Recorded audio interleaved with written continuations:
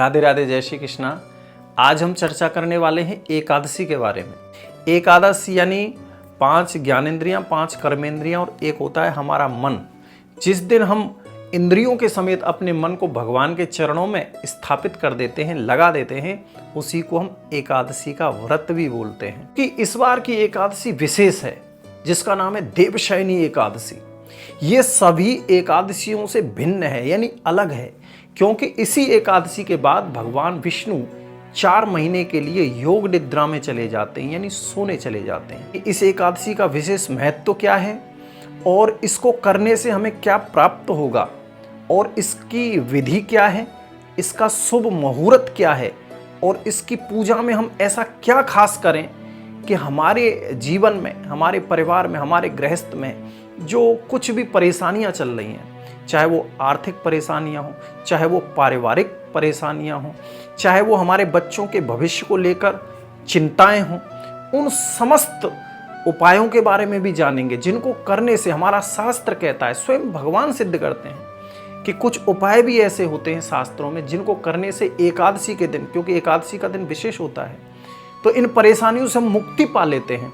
इसलिए आप पूरा वीडियो जरूर सुने। तो देवशयनी एकादशी, जिसमें भगवान 4 महीने के लिए सोने को चले जाते हैं, तो आप कहेंगे कि अगर भगवान ही सो जाएंगे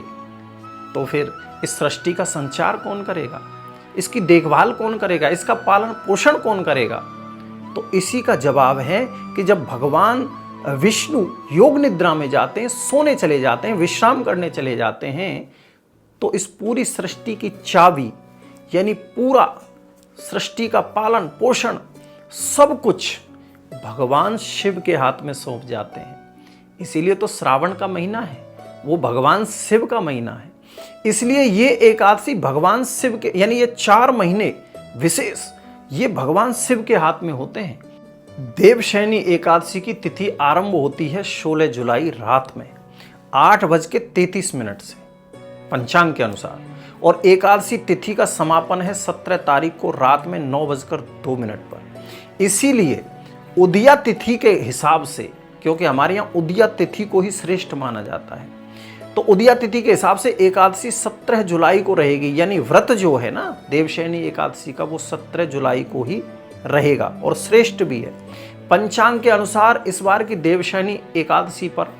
अनुराधा नक्षत्र के साथ साथ सर्वार्थ सिद्धि योग, अमृत सिद्धि योग, शुभ योग और शुक्ल योग जैसे योगों का निर्माण भी हो रहा है। देवशयनी एकादशी के दिन भगवान विष्णु की पूजा करने के साथ साथ व्रत रखने से आपको हर क्षेत्र में सफलता मिलेगी, इसकी गारंटी स्वयं भगवान विष्णु देते हैं।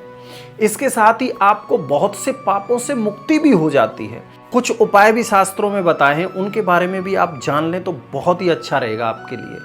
पहला ही उपाय, यदि आप आर्थिक तंगी से परेशान हैं, आप बहुत, कोई भी रास्ता आपको नहीं मिल रहा, यानी निकल ही नहीं रहा, ना कोई सूझ रहा और हर तरफ से निराश हैं, आर्थिक तंगी आपके परिवार में है, घर में है, तो इस दिन आप स्नान करने के बाद विधि पूर्वक भगवान की पूजा करें और उन्हें केला और मिष्ठान का मेवाओं के सहित भोग लगाते हुए माता लक्ष्मी और भगवान विष्णु से प्रार्थना करें और घर की सुख शांति की प्राप्ति के लिए हाथ जोड़कर उनके चरणों में कामना करें और प्रार्थना करते हुए आप उनसे कहें कि हे प्रभु, हमारे घर में जो दिक्कतें हैं, परेशानियां हैं, आप उन्हें दूर करें। एकादशी के दिन भगवान सुनते जरूर हैं, इस बात को ध्यान रखना, लेकिन कोई भी उपाय विश्वास से ही पूर्ण फल देता है, इसलिए विश्वास जरूर रखें अपनी प्रार्थना पर। दूसरा उपाय, यदि आपका व्यापार लॉस में चल रहा है और इसके लिए एकादशी का दिन बहुत ही अच्छा है आपके लिए, स्नान करने के बाद भगवान सूर्य को जल अर्पण करें, इसके बाद ही पूजा करें और भगवान विष्णु के सामने कुछ सिक्के रख दें और थोड़ी देर तक उन सिक्कों को वहीं रहने दें। फिर इनको एक लाल कपड़े में बांधकर तिजोरी में रखें, अगर तिजोरी नहीं है तो अपने पर्स में रख लें, और ऐसा करने से आपके बिजनेस में अपार वृद्धि होगी, ऐसा शास्त्र कहते हैं। तीसरा उपाय, यदि आपके दाम्पत्य जीवन में, यानी पारिवारिक जीवन में, पति पत्नी में कुछ झगड़ा हो रहा है, दिक्कतें पैदा हो रही हैं, या फिर घर में खुशियों की कमी है, हर समय उदासी उदासी सी रहती है, तो इसके लिए एकादशी के दिन तुलसी जी के पौधे के पास गाय का शुद्ध घी, उस घी से तुलसी मैया के सामने एक दीप प्रज्वलित करें और दीप जलाकर फिर तुलसी जी की आरती अपने हाथों से करें। उसके बाद लाल चुनरी तुलसी जी को अर्पण करें। शास्त्रों के अनुसार इस उपाय को करने से, तुलसी जी को लाल चुनरी अर्पण करने के बाद आरती भी करें,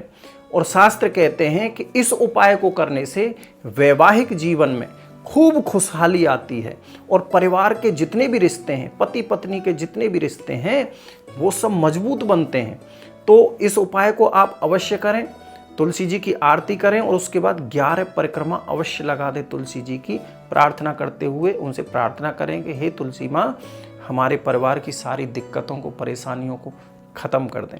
तो इन 3 उपायों को जो भी आपको अच्छा लगे वो कर लेना, और इनको करने से एकादशी के दिन आपको 100% फल मिलेगा, ऐसा मेरा विश्वास है। तो आपको ये वीडियो अच्छा लगा हो तो इसको लाइक अवश्य करें, और चैनल सब्सक्राइब जिन्होंने न किया हो वो चैनल को सब्सक्राइब कर लें। और आपको यदि वीडियो अच्छा लगा हो तो अपने मित्र मंडली को, सखी सहेलियों को, सबको ये वीडियो शेयर भी करें। राधे राधे, जय श्री कृष्णा।